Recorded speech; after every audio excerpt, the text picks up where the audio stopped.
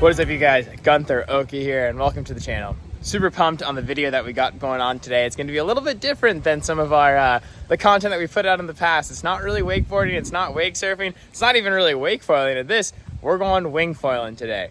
We got a super windy day in Orlando, and I want to run you guys through the tips and tricks that I've used to get people up in wing foiling on a freshwater lake, on a confined body of water. It's not the ocean, it's not the intercoastal. So on a lake with a wing, but we're gonna use the Axis A24 to assist us in this process. Got a couple fun tips and tricks. Got to hold on to my hat. It's a windy one out there, and that's what we're looking for. And it's kind of a sick way to turn around the windy days that you typically ride off. Now it can be a whole new level of fun. Let's do it. Before we get started, we do need to assess our gear. Obviously, we need to have a foil, we need to have a wing, and we need to have a boat is ideal, but obviously a jet ski, anything that will get you up and out of the water to get you on foil before you engage the wing.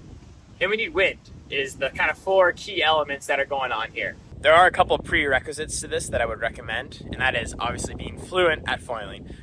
Being able to pump from the first to the second wave allows for you to save yourself when the wind dies out and you must pump to keep yourself on flight pretty much. And also, before you really take the wing out into the water, I would recommend flying it on solid ground to just feel how it powers up, how you hold it in your hand. And then if you can one up that, get a skateboard in like an open parking lot and just get comfortable doing the passes to be able to, kind of go downwind with it backside, and then I call it crossed up, and slide the wing in front of you, and you can just get a lot of reps in to avoid the struggle out on the water.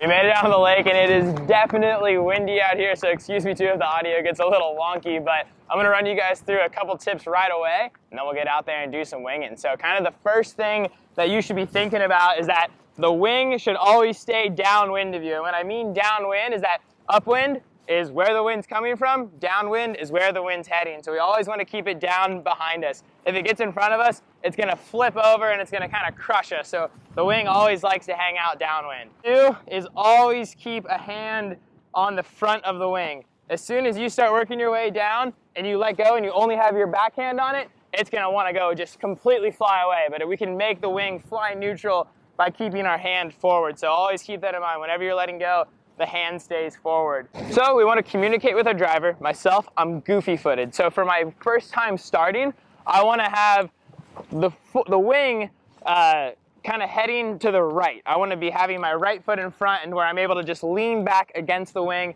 and work my way to the right.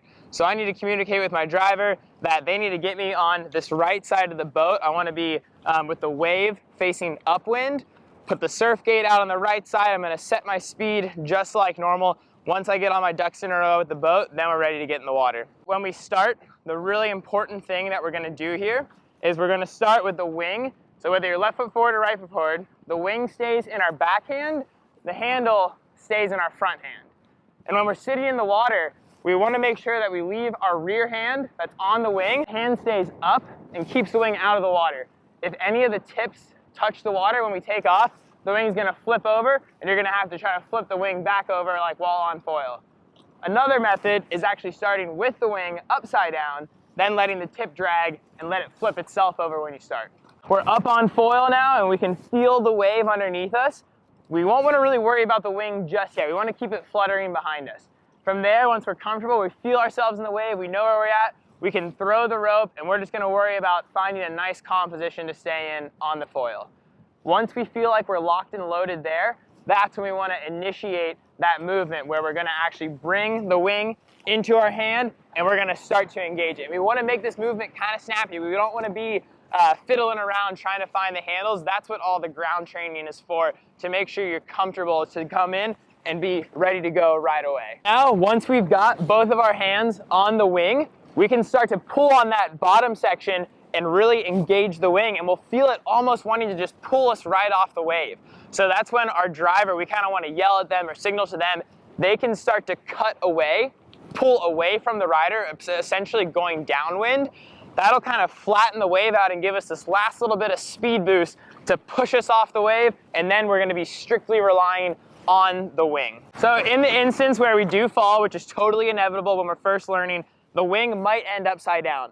So like I said, we can start with it upside down and let the tip drag in the water, or we can flip it on our own. And the best way to do that, we're not going to be able to leverage it from the center. We have to take it all the way to the side of the strut here. Then we can get a little bit of wind underneath it, and then the whole thing will flip over and we can work our way back to the middle here. Obviously, our goal is to be winging down on our heel side edge, but what happens when we get to the end? Well, if you went through the ground training with a skateboard, you'll kind of have figured out that you can pass that wing. You can do a downwind turn, passing the wing in front of you. Now where you're riding, essentially what I call like kind of crossed up. Your front hand, or so your back hand is in front of you, and you're going to be in that crossed up position.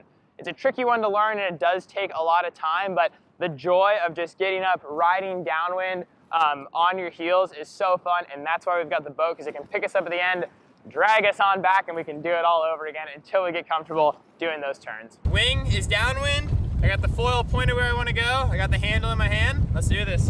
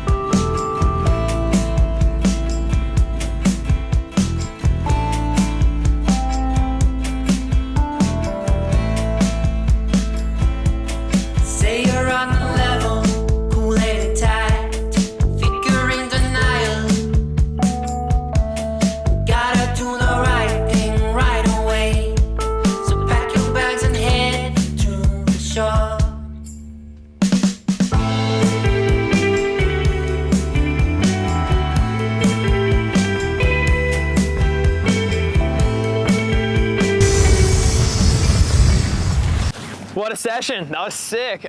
Super fun out there. A little bit windier than I expected, so I was almost overgunned on my 6 meter, but nonetheless, you know, when you guys go and give this a go on your own, be expected to get a little frustrated those first couple go-arounds. There's so much equipment with the handle, the wing, and the foil all moving around, and the boat and stuff, so just be patient with yourself and know that you're not alone on this journey, but enjoy the ride, and thanks you guys so much for watching, and drop that like, drop that comment down there, and we'll do some more of these soon, so cheers.